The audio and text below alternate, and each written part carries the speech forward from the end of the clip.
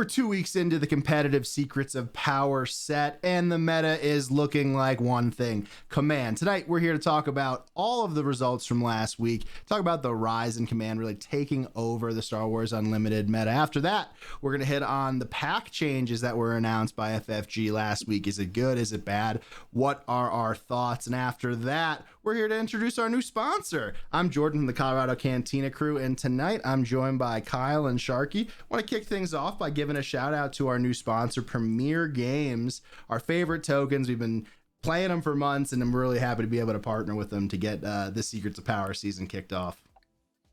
Yeah, absolutely. We have a couple sets for midday matchup now, so the Nerd Slayer and I both have them, and he's always coming out with new stuff. So I'm sure as we get new tokens in the game, I'm excited to see those and play with them. Yeah, we'll have some new credit. Have some new credit tokens when Lawless Time comes out. We'll show those to you. We'll be able to give a couple of those away as well. Have our custom Colorado Cantina Crew token coming in as well, and some streaming tokens that we're excited to preview. So if you're a fan, use Colorado Cantina Crew in the checkout, 10% off, and get the best tokens in Star Wars Unlimited. Not the best meta in Star Wars Unlimited right now, for most people at least, right? We have 2 weeks of data, so the sample sizes are starting to develop. We have some bigger events, some smaller events, and a lot of trends that are, without a better word, troubling, right? I They're a mean, trend. we'll talk about it all, but we spoke about it last week with our guest Alex Kress from Blue Milk Gaming that Yoda Data Vault really was going to spark up in popularity, and it really did. And outside of that, we saw Han 2 ECL do well. We saw Ha 1 Green. We saw Anakin. We saw all these different things. So before we dive into the data at large, one thing I want to chat about is that it's a tough time to get excited about anything that's not Command. And just generally speaking, is that a good thing? I think even you can narrow it down a little further. It's not just Command, it's Command heroism. And that doesn't mean that Command villainy doesn't work. We can see it in the data. But heroism is twice as represented. And I have a hard time being excited about the fact that all you're going to do is play a deck that plays Amidala, Keller, and Beck in home one. Like, that's the only reason you're playing those are the big reasons you're playing those colors. I don't want to say only reason, but and those are very good cards, but this is force throw level of I don't want to call it boring meta, but I like the force throw meta better. Let's put it that way. Yeah, Sharky, it's interesting that you mentioned those three cards, because I agree, those three cards are very powerful, and having them in the meta at the same time give you a way to kind of load a wide board and reload a wide board. But what really gets you to those cards, I think, is the problem personally, and that's ramp, right? We're just seeing just a proliferation of ramp, either ramp itself or leaders that allow you to ramp, which has been the problem with multiple Hans all along, right? Yeah. And so, it's just kind of a very common strategy. Even as you're trying to combat some of these decks, you're still going to go with green to ramp against them with Piet or Kira or Chancellor Palpatine, right? But you're still doing the same thing on both ends. You're ramping to these big cards, and then you're trading blows, which leads to really long, grindy type games. And I think that's where the meta for me is not as enjoyable. I just don't want to grind and grind and grind, right? Like I can outgrind you. You're right. I can reload over and over, and we can trade blows on who gets there, who doesn't draw the answer first, right? Yeah, right. That sort of thing. It's just, I get a little exhausted by it, and I think that's probably my problem with the meta right now. And so I think we are headed towards, to your point, Jordan, with the force throw idea, is that I think we're gonna see this meta for a while, as we go through several of the PQs, and then eventually FFG is gonna make a change, not because they necessarily need to, but because we just need a shakeup before we get the next set again, right? So I think we're gonna get kind of this split meta, what we currently have, and then what we will have towards the end before the next set. So you mentioned Command heroism, right? And these are the most played cards right now: Resupply, New Leader, Keller and Beck, Typho, Obi-Wan, Eager Escort Fighter, OB, Open Fire, Confiscate, some of the Super Laser Tech obviously coming in as well. And this is just in week 2. So if we want to go to we can't actually sort this data set by all weeks combined, but I think to Kyle's point, the common thread that it enables these things are really it's all resupply or just ramp in general. I mean, we see how important ramp is to Yoda, right? And Yoda's playing 9 copies of ramp, something that we really haven't seen too much of. I guess in previous sets, one of the things that held back those sorts of styles and those sorts of strategies were the punish that happens when you do ramp and take a turn off. But I guess Well, when you right, go ahead, yeah, please. that's part of it. Is because when you used to ramp, you used to be at a board disadvantage. But in this case, what you're ramping to gives you such a board advantage, either back or total, that it's like all of the cards I mentioned, Kellerin, Amidala, and Home One, put extra units on the board to make up for the fact that you didn't play anything on turn 2. And to a deeper extent, Mina, while not putting another unit on the board, puts another card in your hand, which is another game that you could play there. And Typho keeps you alive while you do it. Yeah, sorry, I think Typho being an on curve and on rate Sentinel with great abilities really goes a long way as well. But to the opposite view that Kyle mentioned is that, yeah, I mean, Anakin's still super widely played. They're not ramping. Obviously, they have access to similar cards. We see Anakin playing Overwhelming Barrage now in a lot of lists, which is not unheard of, but, really spicy. I guess in Anakin, the argument is that the ramp isn't needed based on your ability to trade up, and then the units that you're playing in addition to this command spread are also Karis Nemec and things like that. You get to basically play upgrade removal for free because Outer Rim Constable just kind of fits. And when I say free, I don't mean no resources. I just mean like from a deck building constructive perspective, it kind of just makes it easy and makes sense. Not right? reaching too far. Yeah. And then as you get down, when you get down a little bit further, you also have the built-in anti-ramp strategy of Cham and stuff like that.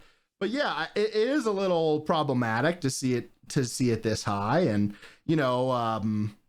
obviously Han 1 Green isn't playing all of these cards and in every list, but most of them. And I guess the main difference with Han 1 Green is that they're not really playing like the Minas and the Queens and the others.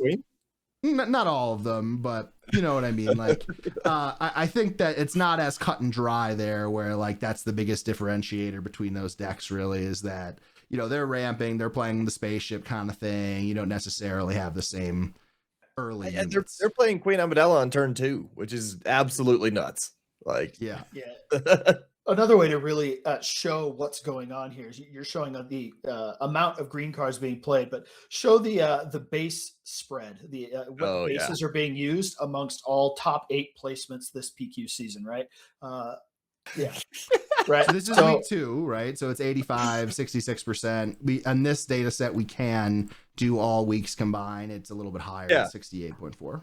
Yeah, so that's the bases. That's the bases, right? But then there's also like some of those leaders combined with the other color bases are also command, right? So it's like we just live in the world of green right now. Yeah. Right now, look at that 39% of bases in top cuts are Data Vault, followed by green. What did Tarkentown peak at when everybody wanted it banned? Well, Tarkentown's just really annoying, so that's no. I'm just curious. Like, I think the number was actually lower than that when Django Tarkentown was running that, and it's like I don't remember, but yeah, it was quite a bit. And then 1, 2, and 3. Like you look at that graphic, it's like really like the number 1 base, the number 2 base, and the number 3 base are all in commands. Like, so. Rough.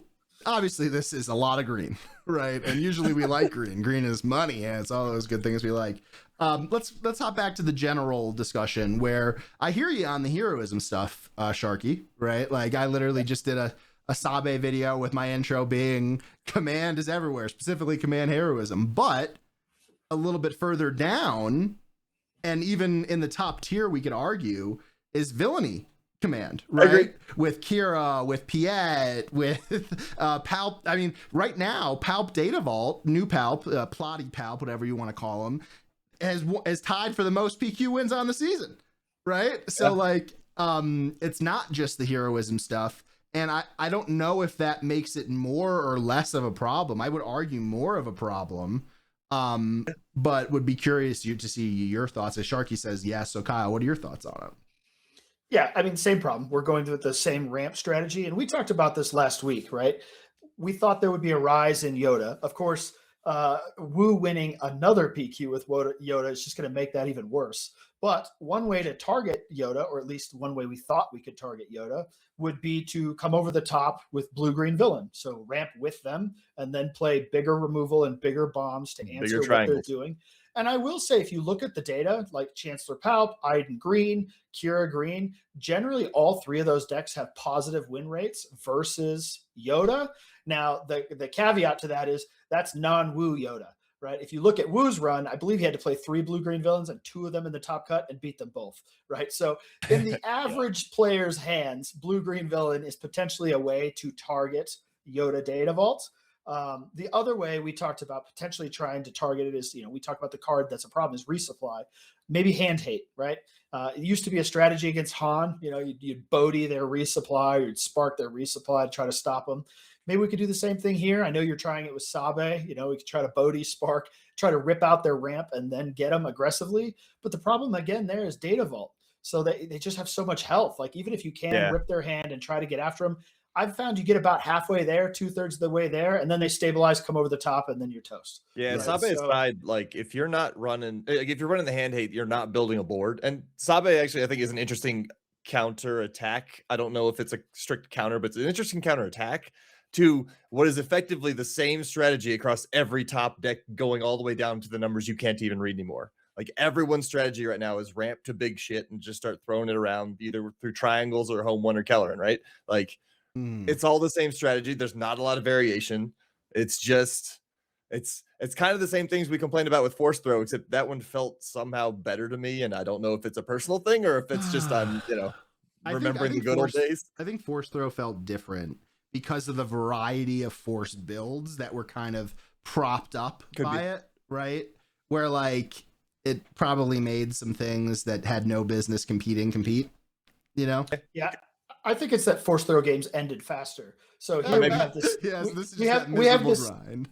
Yeah, we have the same problem here of like a very samey game of after game after game throughout a tournament because of this, consolidation of deck strategy. But everybody's consolidated, which also means everybody is playing a long game, right? You end up having to go to game 3 a lot and going towards time. I mean, I'm a fast player, but even then, you're still heading in that direction round after round. It's tough. So, okay.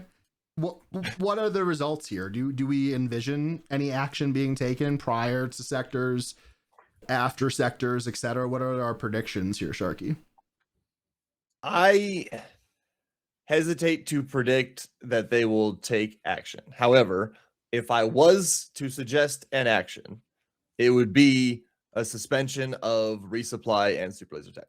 Maybe not even super laser tech, but resupply for sure would be where I would start. And that seems like a small enough adjustment that they can do it with a smaller, I mean, go test it obviously, but I think that they can get that kind of testing done in the next month before sectors and still have a reasonable amount of idea of what's going to happen. And I think it'll at least cut down on some of the problem. I don't think it'll completely eliminate all of command. I think it will make it so that, we might see some more variety of strategy at that point. Yeah, I agree. My prediction is that we will see action if this trend continues for another week, right? If this next following week is basically the week that we've had, I think that we'll see something be done for sectors or regionals. I think now the only thing that would make me feel differently about that is that we're heading into the holiday season and FFG is a pretty corporate company, and I would imagine their hours are greatly reduced over this period as compared to their standard workforce. So testing may be an issue. Yeah, I totally agree. I think it's going to take longer than I want it to, but I hope they do it. I want to see a shakeup. I want to be excited to be playing in like what, I can say I'm traveling out to Wisconsin. Right now, I'm excited to go. I'm excited to see people. I'm excited to play games in general. But right now I'm leaning towards the limited play more than the constructed play because of these types of games.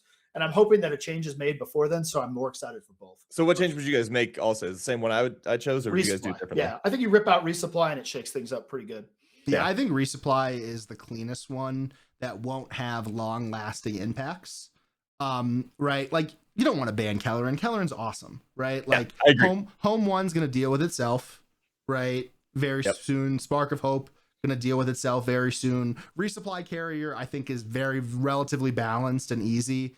I agree with every rent that costs more than 3. Yeah. Super Laser Tech would hurt one without the other, right? Like, which I don't think would be fair. I don't think that would create a good outcome. And outside of that, you know, without resupply, you have to ask yourself, is it really worth playing these decks? So now, in terms of playing these decks and being worth it, before we dive into the meta at whole, we figured we would pick out some non-command decks for you guys, go through them quickly that you could talk about. I'll lead things off because I've been probably playing the most, and that'll be with Sabe Yellow. I made a video about this last week.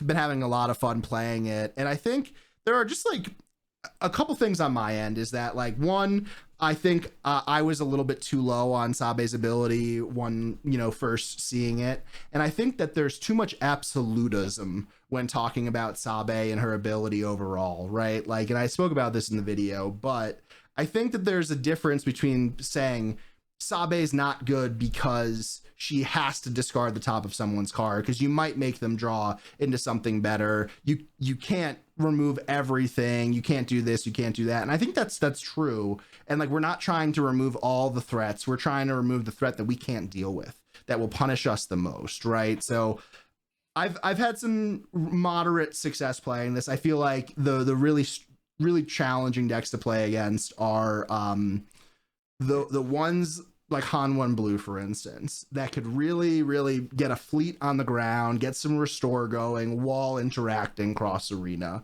I also don't love some of the space matchups, but really Cunning can deal with that relatively smoothly, as I've played a lot more. The thing that I found about this deck is that, especially versus like Yoda, I found that Sabe can really punish the ramp while pushing just enough damage to get through in the end.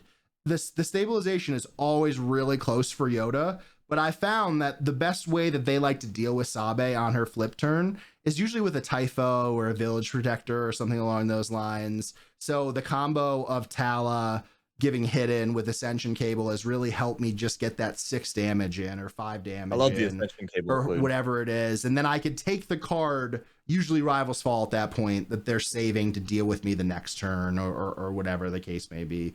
If they have ramped with me and they're at 6, I probably wouldn't do that line. I would probably dirtle a little bit more, try to use some of my actions in space, because the Rival's Fall really is just so clean. But one of the things to keep in mind there is that you have all the turns leading up to resource 6 or whatever resource you're at to minimize their chances of getting it, right? You could discard it, you could discard that, you could really work around it. For instance, in a lot of our testing for our team testing night last week, what we found early on is that if they are only holding on to upgrade hate to deal with one of your upgrades, then you could get rid of that, and they can't hold everything. They can't play around everything. So it's a little bit too much of like a knife's edge strategy that I would be generally used to. But in this meta, it might be something that works. Like, for instance, I'm going to the New Jersey PQ this weekend. It's crazy that New Jersey has had 3 PQs week after week, right? This past week, the week before, and then this following week. I don't really want to play Yoda Data Vault there. I've been playing a ton of Yoda Data Vault. Like, my win rate percentage is unreal. It's awesome. I've been really enjoying it. It's a great deck. But do I really want to go play a PQ in New Jersey that just got their faces stomped in by Wu and the other Yoda Data Vault players for the past 2 weeks? Probably not, is the answer, right? So I'm thinking about that. But overall, really fun deck to play. Again, big shout out to Farm Boy for building this kind of shell. I've been working on it a little bit and tweaking some things throughout. This is one of my favorite attack the meta decks that I've seen come up, at least for this one. And it's a cool one. Like, I love all of the, it feels like there's a lot of split options. You can kind of choose an attack path that is the one of least resistance, and that's kind of cool to me, and I like that. And you're also pulling a little bit of double duty. Yeah, you can't discard everything, but you can make it a little bit troubling for them to deal with, and I like that idea with it. Yeah, definitely not perfect, but I'm liking it. You made your video, so I picked it up and I've been playing with it a little bit. I guess just kind of three things with this list directly. Two things that I've changed a little bit is I wanted to get Bodhi in there to do exactly what we just talked about, take your resupplies. Yeah, That's fair. Right. So I managed to wedge him in there. Another one is Cantina Bouncer. I've liked that better over the Mandalorian just to keep going and put something back in your hand. But those are just double yellow cards that felt automatic to me. But the question I keep asking myself when I play this deck is Sabe's deck is, ability is cool. Should I just be playing Han 1 though? Should I just be playing double yellow Han 1? Because the next deck I wanted to talk about here was this deck that Junior from the Bothan Network won a PQ with last week. And I've been playing this quite a bit as well. I think the moral of this big conversation is that Cunning is just really good right now. Right? Yeah. A lot of 4 power units that you could bounce, a lot of good exhaust, the buff, blah, blah, blah. That's a question that I'm endeavoring to try to figure out. My guess might be maybe, but I wonder how much that constant flow of being able to make their hand shittier every turn, how much that matters compared to being able to play above curve, right? I mean, my gut, my instinct tells me that Han 1 is probably just better. And then that leads me down the path of saying, is Han 1 better in this shell or more in like the space aggro shell that our friend Curtis plays? So I think these are all fair questions, but personally, whether it's Sabe or Han or otherwise, and maybe me starting Sabe is just like a little bit more of like a anarchy, fuck the system, like revolt, try something new. But yeah, I'm interested. I'm going to be testing it over the next week or so to find out.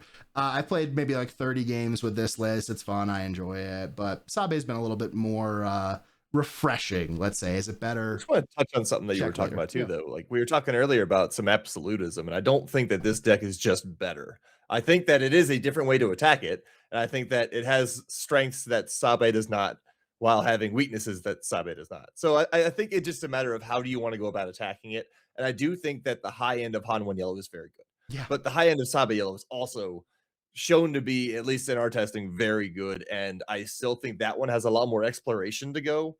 Like there's a lot more refinement I think that could be done with the Sabe Yellow deck that can still, I think, improve its ability to attack into decks like that without really costing itself to. Like there's still some things you can improve on that one more than like the Han 1 Yellow has been around for a year and a half now, like a very long time. So like that one's been explored in so many different ways that it's understood better, I think. And I think that's what also partially makes Sabe more exciting, but I do think that they can both compete in the same meta, attacking things slightly differently. Yeah, Kyle. I think we just need to bring back DJ so we can anti-ramp. That's a great call. Thank you for bringing that up. Right? Bring back DJ. Bring back Django. Okay, moving on to the next topic. We want to just go back to 80% yellow now instead of green. No, but I do think for me personally, I think that double yellow right now might be the best way to attack command. I can see that. All right, let's go to the deck that Sharky suggested here. This is Lana. I don't know what that means by Major Von Reg. No, I don't want. It's an Archer reference. So like the joke is Lana, and then he just shouts "Danger Zone." Okay. And then this is taking a ride into the danger zone because it's a Top Gun reference. Anyway, so this is a representative. I personally like the Von Reg angle, but you can run a lot of different pilot decks that are similarly aggro styled and in some cases similarly colored, like Han for Tarkentown or Kazuda Red. I think both fit in a similar mold to this, and that is attack from space very quickly. And this thing can put out the hurt very, very fast, even times where you don't flip on 4. I found myself able to catch back up in 2 actions by how much damage this thing can put out. And I think that Han 4 has a very similar kind of flip turn mechanic that does something like that. Kazuda has different ways of doing the same thing. All of these shells end up being attack as fast as possible so that they're ramped. So you actually do punish them for not having something on the board to help fight you when they ramp. And this has succeeded enough for me that I'm actually considering it for the PQ in a month that we have, if the meta looks very similar and hasn't changed much. It has its weaknesses. It's not amazing into Han green. It's probably a little rough into Han yellow. It's not the worst though, and it's actually done better than I expected it to into both of those. And so it's still on the list of this thing can hit you hard, hit you fast. And this is my variant of it. It's not that far off of what Crispy ran in Beatle, and we've collaborated on this a bunch in general. So this is a very fast, very fun deck, and if you can stick into blue-green villain, this'll win you all day. Mhm. Yeah, the point is do it in space, right? Yeah, Because and if you fast. try to, if you want, your point is punish them for ramping, put more stuff on the board, hit them hard while they're taking the time to ramp, right?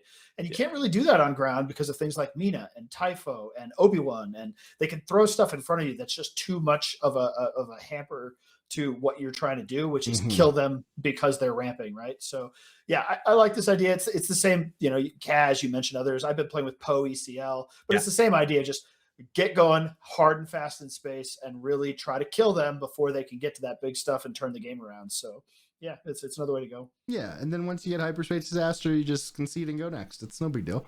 Right. That's what the Lurking Tie Phantom's for. Come on. Exactly. All right. On to an oldie but a goodie from Kyle. Hantu Blue Force. Is it viable? We saw some non-force pop up this past weekend as well. That was interesting. We'll be talking about that in like 2 minutes time. Yeah, Alex and I have been talking about the non-force version. I just don't like it as much personally. But anyway, you asked for a deck that was not green. This is cheating a little bit because I'm still playing Han, which means I'm cheating resources, which is kind of the same game plan. But, you know, Han 2 Blue, you know, it's been trying to survive since Force Throw. I'm trying a couple of weird things in here, like taking out Owen for Nemec just to see if I can try to press a little early, a little harder. You know, the biggest challenge here, of course, is trying to grind out the late game against these green decks that reload and have a wide board. So one thing that can help you is Bo-Katan, right? I'm trying to, you want to get Anakin on so that he can kill multiple things to help with the multiple things on the board. But, you know, I found that you can really fight. It kind of depends on how the game draws out. Sometimes you just get outgrinded, you know, and so I'm not sure it's the deck that's going to get you there, but this is still a very flexible, versatile deck that is got good into just about everything and will always give you a chance if you know what you're doing. I also love the Party Crasher include here because, like, if they are relying on going wide with little dudes, he just comes in and cleans up all the spies and then kills whatever he wants after that. Yeah, I've actually done that a few times with Kid, right? Great way to deal with Typho too, obviously, with the 5 power. Surprise! I guess one thing here, Kyle, is there enough red for Karis?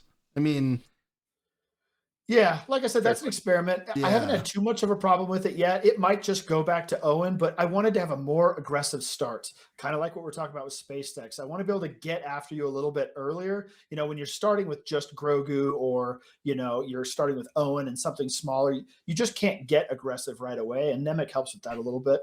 Yeah, no, Nemec's amazing, right? But just, it's only I think 15, 16 after a quick glance. So let us know how that works out. I guess your sideboard, especially, you'll be bringing in quite a bit of aggression stuff in game, especially versus it's not like stuff. It's not like Mina where you need a double aspect. Either, so you just need one red to pair with something. You know, that can even force lightning in another card, whatever. Yeah, so like I think that this deck will probably do really well versus the space decks that try to come and deal with Yoda or whatever, like the Von Regs of the world. I also think that, you know, this deck has just always been very resilient against all types of aggro. And with inclusions like Bo-Katan, I think you're a little bit better in the mid-range than you used to be. I don't think that you are the same level as, you know, the Anakins and the Yodas in that time period, because you're just, like you mentioned, you're reloading and stuff, but maybe you're able to push the pressure early. I mean, Ogdo is tough to deal with for a lot of decks, right? And it could just could get going. But Hantu is getting popular this past week. As we go and check out the meta overall, we see that Hantu green was actually tied for the most winningest deck this weekend with actually no, he won with 3. I think it's one of each, right? I think one's a blue. Yeah, so we see Hantu ECL at 2 and then 1 down here for Hantu Blue. So the ECL stuff kind of came out from nowhere for me, really dominated Europe a little bit. But as we take a global look here at these top 8s, like we mentioned up front, it's all command. We have Yoda, Han 1 green, followed by Anakin, Hantu ECL. So Hantu ECL really overperformed for its representation, right? I think that's my biggest takeaway from these graphs overall. 6% top 8 with a total, I think, down upwards of like 3%. It's pretty far down. Yeah, Hantu ECL right here at 1.9% total representation, eventually converting to 12.5% of the wins for the weekend. So really, really interesting there. But my question is, with the rise of Yoda Data Vault in the US, is this a Europe focused phenomena here? It seems like that deck has never translated. I don't totally know why, but whenever it wins, it's not here, right? It's in Europe. And I don't ever run into it here either, right? I don't know if it's a playstyle thing, if it's just kind of a meta share thing. I mean, the data says it should win, but I'll predict now it's not going to here in the Well, US because it never so does. Yeah, my question is, who specifically won with it? Is it Sip again? I don't Is believe it so. Sip and Benton again? Let's take a look. Because there's a very real chance that they're the two propping them up. I'm not saying they are. I actually don't know. No, I But don't. I don't believe it was. I wouldn't be super shocked if it was those two.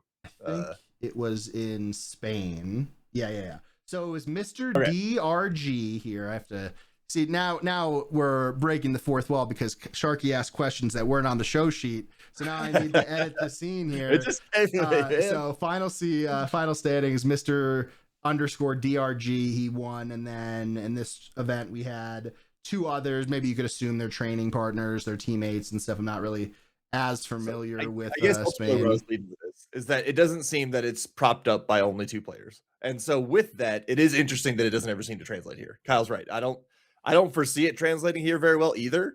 The ones I've personally run into, I'm like, oh, thank God I'm playing against something I can, I don't have to grind against. Like, I don't know. It just feels like that's a matchup I like to see, even with them playing similarly, similar cards. I guess because it's got 8 less health. I can't really think of another good reason off the top of my head why this one seems to do worse than the other versions of the similar strategy deck. This one's not really ramping. I guess it's got Han, which sort of ramps it. But wow, yeah, it's interesting. So there was 3 Han 2 ECLs in this tournament, and all 3 made the top 8. I mean, maybe it's just the good players. Like, yeah, you'd have to assume that they're teammates. We'll have to look into that and follow up. We haven't done the research for that yet because I just came up with the question on the fly. Sorry, but it does make you think though that this deck can survive. If you look at the matchups, though, it wasn't as heavy Yoda as it was Anakin, and I could see the argument for that maybe a little bit. But Anakin, if they have initiative, could really blow through some stuff. I've always been more partial to the data vaults and the force builds. We had a ton of success as a team with Han2 Green Force last set, but overall, it was surprising as I look at it. As I'm trying to find things that kind of pique my interest in this meta, that was one that kind of stood out. It's just a shame that it's also Han because it's just the way it looks overall. What was one of the takeaways for you, Kyle, that kind of stood out outside of some of the stuff we've gone through? Yeah, Quinlan going away. I don't think we've mentioned him, but last week we talked about how a few Quinlans snuck in there. Maybe a real aggressive Quinlan could be a strategy because it can kind of do some of the hand hate stuff with the yellow. It can be very aggressive. You got Tarkin Town to take away an early drop. And we saw it, perform a little bit in week 1. And then in week 2, it's gone. It actually surprises me a little bit. I feel like Quinlan would be fast enough to do that. So I haven't looked that closely into it. Did anybody know, is something in particular holding Quinlan out? I think, honestly, I just think that the Tarkin Town of it all right now, whether it's Quinlan or Cad or whoever you're talking about, I just don't think it's really set up for success. Just fundamentally, do what the deck wants to do, right? It wants to ping damage, kill threat one at a time. Best case scenario, I think the way that we see it really take a lot of power is when you could ping Tarkin Town, followed by a red 5 to finish things off. Then it becomes really oppressive and stuff like that. But right now, pinging is not that important when you're able to just say, okay, now you're not pushing damage. I'm just going to reload. And by the time you do these things, by the time that you're at your 5 flip, I'm at my 6 flip. And then, you know what I'm going to do? I'm going to play resupply carrier, flip Yoda, kill Quinlan with some things I have. It just seems like just a bad fundamental place to be. I think it's the change. I think it's the change in just the first couple turns of the game, right? You get a major advantage when you can ping, kill the first thing, press your advantage, and go after your opponent. Yep. If my game plan is to respond to you and ramp, I don't care if you kill my turn one. That's not what I'm trying to. That's not the game I'm trying to play. Game I'm That trying was to play is ramp on top of you and get going, right? So Yeah. you've lost that early advantage. Yeah, and that was the point I was also going to bring up when you were talking. That makes sense that like the killing turn one play is significantly less important if nobody cares about their turn one play anyway. And, or if it's Nemec, right? Yeah. Like when you're Yeah, gonna right, do yeah, target, right. you get a ping target down by Nemec. Okay. or Mina, who creates two new things, or if we're playing double yellow, faith in your friends, or like there's so many things that apply pressure and like can justify their place in a deck and as a first turn play, but also at the same time you don't care about it. It doesn't build your momentum or go from A to B, which is an interesting change in some ways. Sharky, what's a standout for you? I mean, the lack of Quinlan was actually one of the ones that we already covered, but the rest of this just kind of looks so green. Even the villainy ones like the Kira and the Piet, I'm like, if you get the right matchups, those guys can compete, but they get wiped by certain ones. Like they have more 0 to 100 matchups, I think, than the Heroism side does, which has a lot more mostly favored matchups as opposed to just ones where you kind of get wiped on. Mm-hmm. And it's cool to see them still competing and still in the meta. Honestly, I think the Piet red decks are still kind of fun and interesting. Like, yeah, the deck doesn't require a lot of nuance, but it's kind of fun to watch work because Gonk Droid's funny. Well, they're all ramp decks, but they're both susceptible to aggro. That's the problem. They're very the hero decks just got better tools to deal with aggro. They got Typho, they got Mina, they got these things that can hold off where Villainy didn't. Now, the interesting one we've seen is the Chancellor Palp had a couple good placements, and it does have a couple of tools. You got like the Sly Moore, you've got the flip into the Chancellor to give you Sentinel, that sort of thing. So it's also a ramp deck trying to come over the top and beat some of these hero decks, but maybe it's got a few tools to survive aggro, but it's still not great. Heroism just has better tools to survive that early game. Yeah, I agree. So you mentioned Kira there, so let's talk about her for a second. This is just all the Kira decks from on Swoo Base right now that we can click through. Kyle, you've been playing them the most, and I actually pressed the wrong button there. That was from last week. There we go. Now there's not 4 people on screen. But so you mentioned some of those weaknesses to aggro, Kyle. What have you found here when you're talking about how that like expresses itself? This is just a random list as we picked up. Wow, very zoomed in there. But yeah, I mean, like we got some new additions with Lobot and Cad, and I think I also saw Nagdo Bogdo, which they've been popping up a little bit more often. So like and I love Condemn. I think Condemn is a great new upgrade, especially if you're not facing off a lot of upgrade hate. Spoiler, you will. There is a lot of upgrade hate going around. But what are the things that stand out to you that like are able to be worked on to try to fight these aggro matchups without giving up too much for space? Is there anything? Yeah, so this is a deck, to your point, I've been working on a little bit. In fact, I played it with the Blue Milk guys in a little tournament the other day because I wanted to give it a shot. I mean, my theory was I'm going to try to use it to beat some of this hero stuff. But to do that, I need the late game tools to come over the top of them. So I'm going to ramp with them, but then I need my, potentially Snoke or even like Annihilator to try to clear stuff out of their deck, whatever. But the deck is getting heavier and heavier to be able to answer those decks, which means I have to be very careful about what I choose to survive the early game. So my answers are thin. Condemn, to your point, I like Condemn. But, I played a Poe ECL who immediately disabling fanged my Condemn, so that felt bad, right? And then the same thing with Entrenched if I try that. I do like Lobot. It does hold things off, but, that initial hit, he doesn't actually do anything, right? And then he tries to swing back. Shield him. Yeah, but then I got to spend a resource to shield him, which is, early in the game, my resources are very valuable because I'm trying to live. So it's a problem because I feel like you're giving up a little bit to survive the early game. Or an aggressive game to try to come over the top and beat these hero decks. You're stuck in a weird in-between if you can't do both, at least not both of them effectively. Yeah, I think that's a great way to phrase it. And then, Palp has had a little success. Palp Colossus, the card advantage is an issue sometimes, and the recursion is an issue other times. And what I found about that deck is that you have nothing to ping. I really, I'd like to be able to ping when I'm playing Palpatine to be able to guarantee that I can flip when I want. On the Thrawn side, obviously I play a lot of that in the past.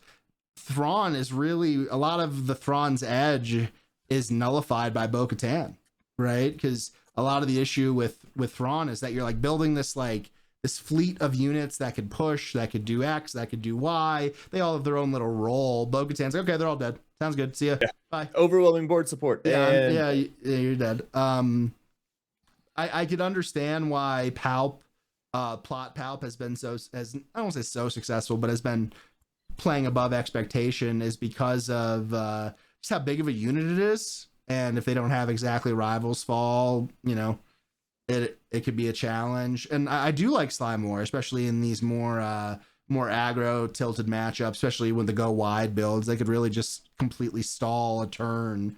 It's almost like outmaneuver in a sense, right?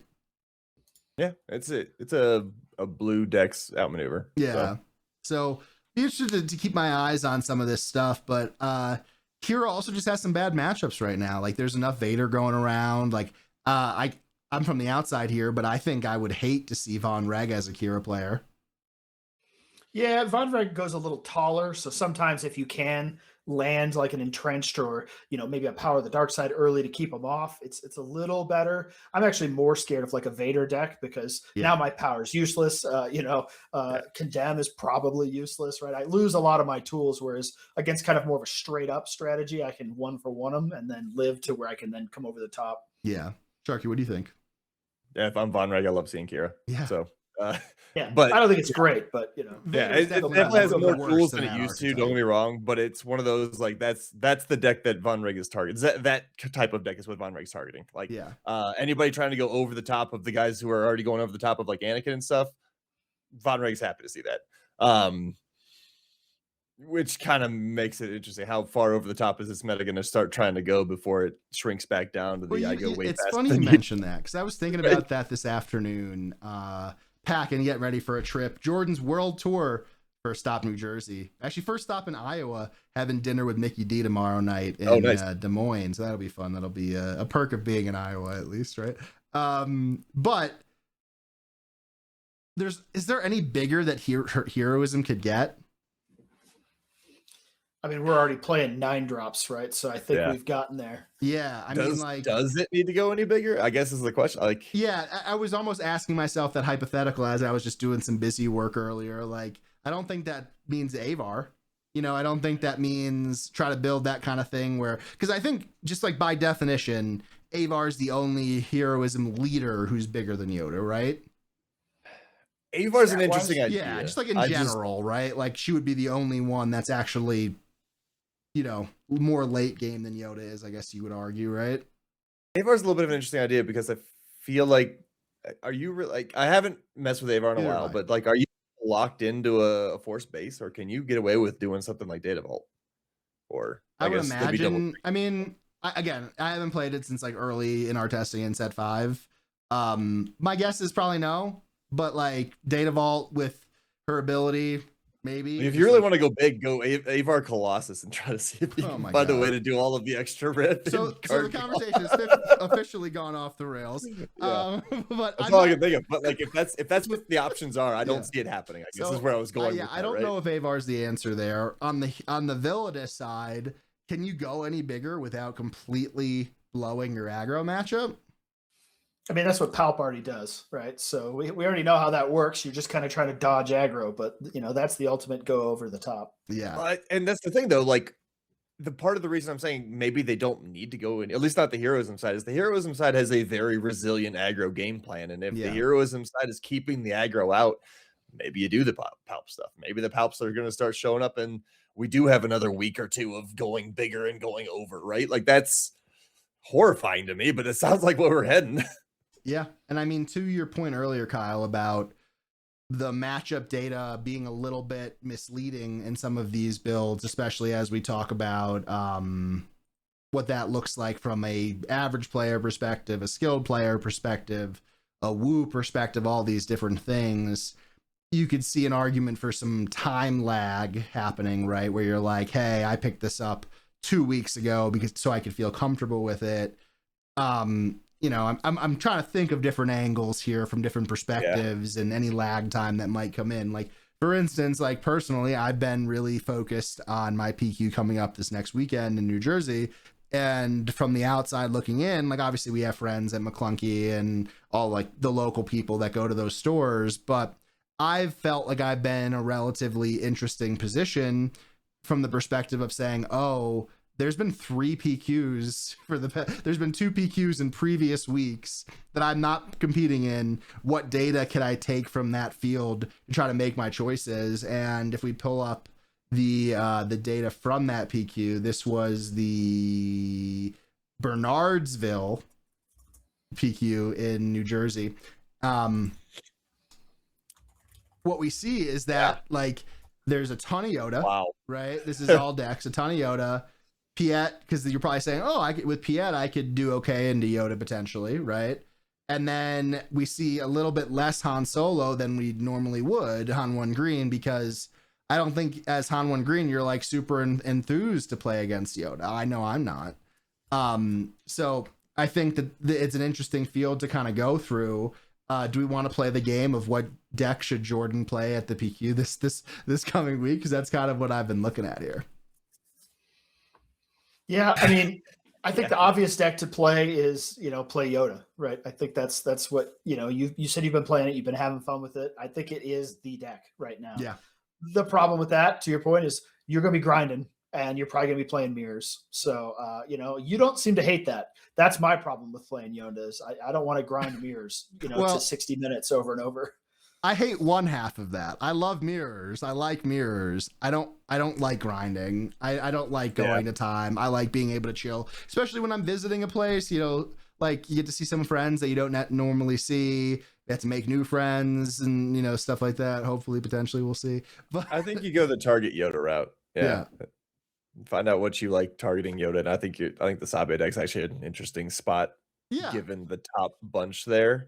I just think it's crazy into all of those actually. Like I personally have never seen a lineup of PQs 3 weeks in a row, right? So like we don't get those out here in the same state too. Like New Jersey has a lot of people that live there, but this is the PQ from last week in Cherry Hill, New Jersey, and what we see the meta analysis here. Last week we see with a bullet Anakin, followed by Garsax, and followed by Han, followed by Piet. We don't see Yoda. Is this one 2 weeks ago? Yeah, this is one 2 weeks ago. So this is the week of like December 4th, I believe. So everyone switched over to Yoda. Yeah, right. So you see Yoda go from 4 total decks in the field.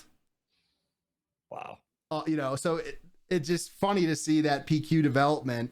And I shout out to our New Jersey listeners as we're diving deep on your local meta right now. But I just thought it was an interesting opportunity from like a perspective to try to see what's going on in a place where you're about to compete that had 2 weeks of events. And like personally, I don't know if I want to play the deck that everyone was just getting beat by one of the best players in the game, right? Like Wu is, extremely accomplished. There's no way to, argue otherwise. Yeah, I agree with you. Mm-hmm. So, I know my personal take would be to target the deck. That's just the way I like to play it, right? And I do think, interestingly, the Sabe Yellow deck does kind of line up. Even this week's, like the week we're looking at its data. Yeah, I think she's got game into all of them. Matchup. Right, the Anakin one out of the big players is the one I don't like the most. That one also shrunk the most too. Yeah, so interesting overall. Stay tuned for Jordan's world tour going to New Jersey, now Iowa, New Jersey, and Missouri. These are three hot spots of activity. All right. Any notes on the meta before we get into the pack changes and get you on out of here? Yeah, I think we covered it at nauseam. All green. Yeah, I'm green with envy, right? So let's dive into the pack changes. Thank you, Sharky. So last week, FFG announced something that we've all been kind of hoping for, a change to packs, a change to the construction of how these packs decide what rarities are involved. And also, I think the biggest, to me at least, is just completely removing standard foils from the packs. So let's break this down and then we'll close things out for the night. But I guess overall, before we dive into the nitty gritty, are you guys satisfied? I guess I'll go first. I think it was good and bad. There's a couple things that we'll get into that I like about it, but there's one thing that I really, really don't like about it. And it definitely is going to change my purchasing, what I plan to do. That's a good tease. Sharky, can you match that tease? I think that they're pretty much all across the board good, but that's just me. I'm sure some people have complaints about it, but I'm not much of a collector and I don't really think about this very much. So overall, they did the one thing I wanted them to do. I'm very happy about it. I am mixed. I would say that I think most of these changes are good. I don't think it's going to change much of my purchasing behavior, but maybe you guys, Kyle, you could convince me otherwise as we get through the description here. But I think the biggest thing for me is the underlying concept of what makes the packs worthy of being opened. And that's the main thing I want to talk about. Okay, so let's dive over to talk about what these changes are. This is a standard pack here. And what we're going to see moving forward is that foils, non-hyperspace, like we said, are just completely gone, right? We also have a chance, which I think is very interesting, to get prestige cards in the standard packs. I think it's like maybe a 1.5 to 2 in a box option. Yep. Yeah, and I think that's the number one win. No more foils. Yeah. Honestly, I would get rid of hyperfoil. I'd get anything that's foiled, myself. But getting rid of foils, at least the standard foils, that's nice. I just don't like them. Obviously they've had curving issues. People have run into problems in tournaments with them. I know a bunch of people who just won't play with them. I'm not on that line. I'll make them work because those are the cards I bought. But foils going away, excellent. I like hyperfoils personally, but getting rid of standard foils is the only thing. Like, honestly, now that I think about it, it probably will change my purchasing habits. I actually might buy Carbonite again now because I'm like, I don't have to have half of a box of foils that I'm going to toss out. So, yeah, like, I like that part. I mean, I'm not like totally anti the way foils look. I don't think they look as cool as Hyperspace, Prestige, or Hyperfoil, but I do think it's relatively unacceptable. And I do my best to not use the word unacceptable overly often, but I think it's unacceptable to purchase a product that is legal that you can't play with, right? And I've had friends, we've all had friends and experiences that have gotten game loss, that have been forced to change their sleeve, all these different things, and I find that to be pretty bad. I also think the base changes going forward post Lawless Time are going to be interesting because I think it changes how draft has to go. Yeah, so we'll stay updated with that. The change that Sharky's mentioning is that post Lawless Time, the rare bases will no longer go in the rare slots in packs. We don't know if that means there won't be rare bases or what. We don't know if there will be draft changes or sealed changes, but I think that's also a win in the long term. I think especially as we've been traveling to these more sealed events and stuff like that, it's an issue if you really receive the butt end of variants, right? Like at one of our pre-releases 2 sets ago for Legends of the Force, I opened 3 out of 6 packs with rare bases in it. It's a pre-release. I laughed about it. I said, oh no, we all had a jolly good time messing around about it. In a sector, my opinion would be much different. Like my feeling would be much different, especially if I'm traveling across the country and otherwise. So I am excited about that. I do think though, that if we're talking about trying to make the packs more valuable, this is a good first step. To me, it's not enough, though. I think that overall, and we'll talk about Carbonite a little bit after this, I think the biggest issue is that for set after set after set, they haven't cared about legendaries being valuable. We've talked about it here on the channel. We've talked about it in other places. And I've had arguments on our team and our Discord. Paul Search Host a lot has always kind of been staunchly more about in the accessibility category of things. But I think over the past year to 2 years, we've done some good damage to the game from skewing too casually and playing to be a little bit more cautious. I think, whether it is the value of legendaries being an argument from past set 1 on to now, or the casual aspect of like not going huge with tournaments before season 0. Like, why didn't we have a regional when we first launched? Like that type of thing. I think overall Star Wars Unlimited has sided a little bit too much towards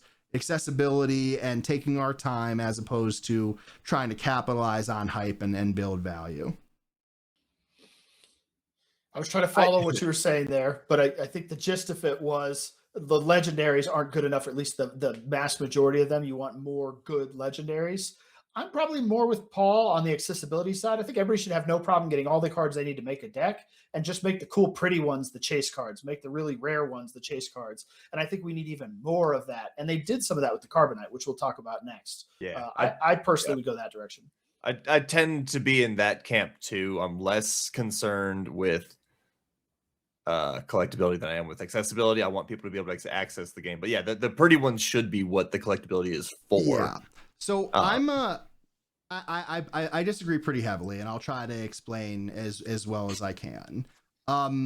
I don't think that it should be so expensive that no one can play. And that's not what I'm saying, just to set the stage. I think that I'm not saying we want $800 decks and $700 decks and, Magic's, expensive formats. That's not what I'm saying. But what I'm saying is, just from a philosophy perspective, I think, and I've heard devs say on FFG streams and otherwise, that they don't necessarily need the legendaries to be the best card. They don't want those to be really skewing how the game is played and skewing what people are really searching for. And I think that's not a good mindset to go down. When we talk about the things that create hype and create value in life and in pop culture and otherwise, card games, crypto, whatever it is about hype. It is about the feeling. You don't buy the fundamentals. You buy the story. You buy the hype. You buy the things that you could be involved in. And while, like I said, I do want it to be accessible, and I think that the strategy of making expensive cards being like the pretty ones that people want as the collector versions, I think that's fine and dandy, if you will. But I think we see time and time again that if there's no reason to open product, people are either going to buy singles or not play, right? And I think that leads you to a spot where we are now, where I saw in a Facebook group this afternoon 2 Carbonite boxes of Secrets of Power selling for $280, right? $140 a pop, right? Where that's like what, $60 below MSRP per box. That's not good. These aren't good things, right? Like, there needs to be a reason to get excited about not just opening Carbonite, but opening regular as well. And again, I'm not saying that we need $700 legendaries and to be as, premium and stuff as Riftbound is right now. But do you remember the feeling when you opened a regular Vader, a regular treatment of Vader in set 1? Oh, everybody, oh yeah, this is great. You need that. You need that feeling. And right now it just doesn't exist. I hope that it changes. They did mention on the stream, and in kind of like a footnote fashion, prior to going through the Carbonite and standard pack changes, they did mention that they are aware of that issue and that they are taking steps to resolve it. But there are more legendaries that are sub $1 than more than 30. Again, that's unacceptable in my opinion. Your story about opening Vader rang true, right? Like, for now, when I open a regular pack, it's showcase or bust. I look at the first card, it's a showcase. If it's not, there's probably nothing in there I care about, right? So, I think that does need to change. I think the result that you are describing is exactly correct. I think that's what we want. And I do think that some of that comes from opening a legendary that is legendary. That being said, I don't necessarily disagree with at least some of the design philosophy of legendaries also being very strong in certain niches. Like, they're not going to be as ubiquitous as Darth Vader was, but that doesn't mean you shouldn't also have Darth Vader level legendaries. I think there can be some kind of mix in there somewhere that still balances for the limited format. And I think that's mostly the intent behind what they're doing with the way they design cards. And I do think that there are things that they can adjust, things they can make better about it. And I ultimately agree with the result of where you want to take it. Yeah. I guess is where I'm going with this. And again, I'm not saying it needs to be the most expensive card game or this or that, but I think all of this thing attaches to hype. And I'm hesitant to use NFTs as an example because they haven't ended up being that good. But when something gets that popular, that in demand, like Riftbound is right now, like NFTs were in that time period, it gets people interested. It gets people talking, whether it's for good or for bad or for otherwise. The good, bad, or otherwise is FFG's job, right? Getting hyped on stuff is the community's job and marketing's job from a large perspective. And again, I think it might be a little tinge of jealousy, but Riftbound has had bigger tournaments than Worlds 3 weeks in, 4 weeks in, 5 weeks in. And for their big Houston event, they had 1-of-1 metal things that are super valuable. I think they were 1-of-1, whatever. Again, I'm not saying it needs to be that good. I just think that we should never live in a world where you open a regular box of product that you buy for $70, $75, $100 even, and you lose on expected value $80 on the purchase, right? I'm just kidding about spending, the concept there. I agree with the concept, but it's just it's just the tactics of how to get there. Yeah. And, I understand your perspective of you want cards to be cool and featured, and not necessarily all as generally applicable as Vader. And again, I agree. But like for every Vader, there's been 4 Let's Talks. I agree.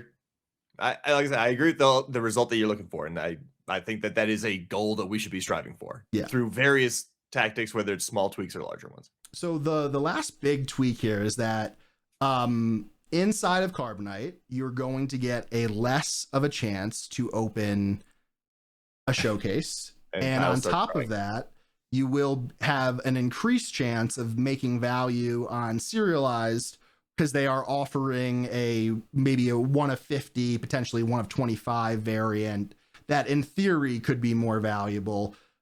Does one of those changes counterbalance the other for you, Kyle? Do you think that the increase in serialized will make it so the decrease in showcase doesn't hurt? Because it's not really a true increase in serialized, it's just a potential to have more value in serialized. Yeah, not for me, but that, I'm not the same as every player. Everybody knows I love to play with showcases. I like to get showcases. I like to collect them. I always want to be playing with one on the table. I just like it. And so the main draw for me for Carbonite was the increased showcase chance. I bought Carbonite to get showcases. I do not care about serialized. Every serialized card that I've opened, I've tried to get rid of immediately for some sort of value. Same goes for the prestige cards. I think they're cool. I could live without them. In fact, now that the fact I can get them in regular boxes makes me happy, because maybe I get a few there. I care about showcases, right? And so now if it's if the drop rate's been lowered, I'm probably just out on Carbonite personally. Right when they said the word showcase, I was hoping what they were going to say was not, we're going to drop the showcase rate. What they were going to say is, and now we're introducing serialized showcases, right? So keep the showcase rate high, exactly like it is now for normal ones, and then add a chase showcase. Like if you're worried about showcase value, cool, add an even cooler showcase on top of that people can chase, either serialized or an alternate art. I don't care. That would be super exciting to open like some sort of alternate serialized showcase. But instead, they just said, now you're going to get less showcases. And that bums me out, because, I want to play with them and I want lots of people to be able to play with them. Sharky? Yeah, I go the other direction. I actually like the prestiges and the serialized. So like showcases are cool. I can usually find them. I have very to this point in my playing career of SWU, I don't play that many different leaders, and it's not that hard to get that many showcases that I need. So I haven't found that too difficult. I actually really like the serialized ones. Most of the treatments are really cool. The prestige treatments have been really cool to me. So like, I actually like these changes, and I don't mind the showcase decrease a little bit, because I'm not going to really notice that big of a difference. I don't think. I'm not really, thus far, both of you two have been on both ends of the spectrum of either complete bust 0 for 5 or like 5 for 5 on showcases, right? Like I'm usually at 2 or 3 for the boxes that I buy for the set, and I'm usually pretty happy with that, right? And I've opened more showcases in prize packs than I have from anything else anyway. So it doesn't bother me that much. So with that being said, like Kyle and I are definitely showcase snobs, but so are you, Sharky. I can't remember the last time I saw you play without a showcase. It just so happens. Yeah, I just play less leaders, so I have an easier time getting so it them. balances out. Kyle, I want to argue with you for a second. You like showcases. I like showcases as well. But again, for me, it goes back to the same argument that we just had, or argument I made for legendaries here, is that like opening a $30 showcase freaking sucks. Yeah, no, I agree with that, but it's still opening a showcase. And for me, that's what I'm looking for. I don't know that many people would empathize with this, but I will tell you, we opened a serialized light maker the other day, Jillian and I. And I was like, I mean, it's a serialized card. I'm supposed to be excited, but I said, hey, Kyle, do you want to trade me the serialized light? So, no, it's a special one. No. Like. I said the wrong word. I meant first light. Okay. I was going to say first. I know what he meant. I traded in the light maker. You can't negotiate over Discord and then ruin the value of the pod. Jeez. I traded in the light maker. Yeah, I meant first light. They both have light in the name. Sorry, I meant first light. It was just kind of like, I was like, honestly, if that would have been a showcase in that same pack, like if it was a showcase Sabe, I'd much rather have that than than a serialized first light. So if there's somebody out there that wants to swap me a Sabe for a serialized first light, you let me know. Shout out our guy Todd, our teammate. He opened 4 Sabes this set, and he was able to trade. I don't think I realized that. Yeah, ridiculous. But okay, so for me, I don't think it's going to change my buying behavior that much. I think I might buy a little bit more regular and a little bit less Carbonite. Last set, for transparency's sake, I spent way too much money, and bought 5 boxes of Carbonite and no boxes of regular. To be fair, I have like a relatively active TCG player store and eBay store. For the sake of this conversation, I kind of tallied our percentages over the past couple sets compared to this set. This set, by far, I'm going to make the least amount of money back out of any other set since Spark of Rebellion. It'll end up being a 7% loss compared to every other set being above expectation with the sales at the end of the set. We'll see how it develops. My guess is that not that much, though, based on just like the availability of product right now and the overall low prices. I used to buy and sell a lot of sports cards as well. And they have a lot of really limited editions, right? They have a lot of collector packs, but they're even more exclusive. Like they sell boxes that have 9 cards in them for like $2,500, right? And that's your box. It's one pack inside the box. The perk of those is that they're one of one autographs, game worn autos. You know, I saw one recently that was like LeBron, Kobe, and somebody else all in one. Like these are, you know, cards that could be worth like $100,000. Where, you know, when I opened it, I got a 1 of 5 Carson Edwards, who no one knows because he's not in the league anymore, right? So it adds a lot more variance involved. My question is it going to be good or bad variance? The guess is probably bad, right? Just with how much gambling it is. But I will take one set to find out. And then from there, I might adjust my my patterns and my purchases. But all right, I'm spending way too much money anyway. That's just like the reality. Cheers to that. Yeah. Okay. So good stuff overall. I do think it's a positive for me. Just to recap, I'd need increased quality. I care less about the pack changes that I do about the philosophy changes. Kyle, how would you recap your opinions? Yeah, I mean, overall, I think it's a step in the right direction. They made positive changes. They're listening to the community. I just, you know, for my personal taste, they made some changes that I didn't like, right? That's all. But I think all in all, it was generally positive, well received. I'm very happy to see the foils go away. Yep. Foils going away is my favorite thing. And the next favorite thing, actually, foils going away is probably my second favorite thing. My favorite thing is the listening to feedback and reacting as fast as they can. Like that shows a big deal. Like FFG's got a bit of a reputation from past stuff that they didn't do that. And I don't know if that's fair. I don't tend to agree that that's a completely fair reputation to have, but that doesn't change the fact that it's been out there a little bit. Now it's good to see them doing a good job of reacting to it and acting on it as best they can. Yeah. So I mean, to be honest, and Kyle, I think you'll probably be in the same boat here. We took a ton of time off from collectible card games, from TCGs, right? Like we played the old Decipher games, took a big stop, and then we're here, right? So when I got into this game, I did hear that scuttlebutt about FFG in general, and to be fair, like every person that I've ever interacted with from FFG has been absolutely amazing from the ground up. Agreed. At different events, doing the one-on-one play events, like all these cool things. But regardless of the reality, perception is what it is, right? And I think taking that step to be fast, and a year might not seem fast in us in playing SWU, but in the business world, a year is fast. Right? Like you have to work on these timelines. You have to, a lot of logistics. You don't control everything. And, in a perfect world you would, but that's not where we are and where most things in life are either. So overall, step in the right direction, and I'm excited as well. Okay.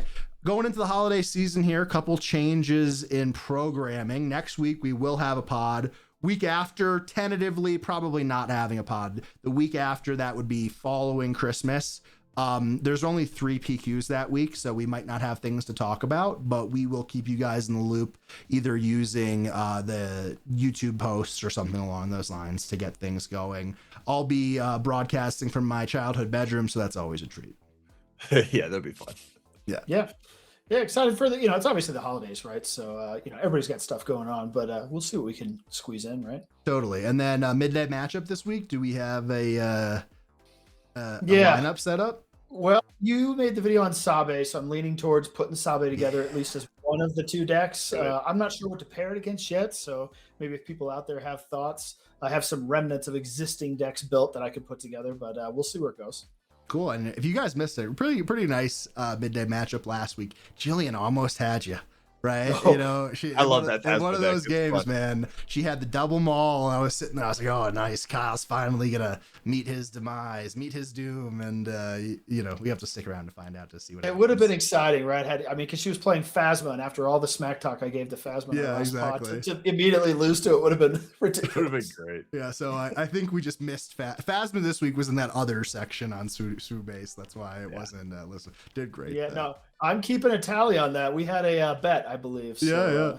I said I didn't think so. I think. If not, I said it'd get top 8, but yeah, you're the most optimistic. Okay, a lot of good stuff going on the channel. Kyle mentioned the Sabe video. Check it out if you like Sabe. If not, you can ignore it. That's cool. Outside of that, we'll see you as we get deeper into the holiday season. I'll be heading to New Jersey this weekend. If you're there, please say what's up. Excited to play in a really stacked field. All the McClunky guys, hopefully some of the KTOD guys will be there as well. And after that, continuing the world tour, continuing getting deeper into this command meta. So until next time, guys, for Sharky and Kyle, I'm Jordan. Stay tuned, stick with us, and we'll see you next time. Bye.